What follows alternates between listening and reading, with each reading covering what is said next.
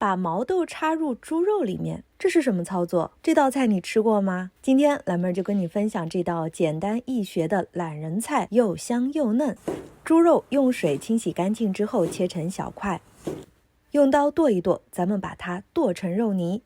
随后加入几片姜，将它连同猪肉一起剁成肉泥。如果说家里有绞肉机的话，会更加方便哦。将剁好的肉泥放入大碗当中，倒入少许的料酒去腥，加一点白胡椒粉，倒入1勺的生抽，搅拌均匀。往肉馅当中加入适量的清水，不要一下子全部加进去，需要一点点的加，直到肉馅吸满了水分，看起来水润润的就可以了。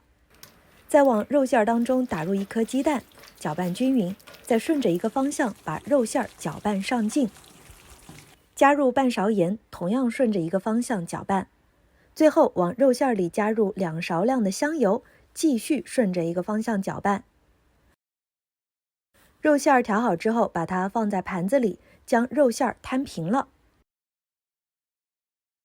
把毛豆放入烧开的水当中焯水，焯水10秒钟就可以捞出来了。随后就将焯过水的毛豆米镶嵌在肉泥中，毛豆米吸收了肉的香味，肉饼吸收了毛豆的鲜味，而且这肉啊吃起来一点也不柴，超级的美味。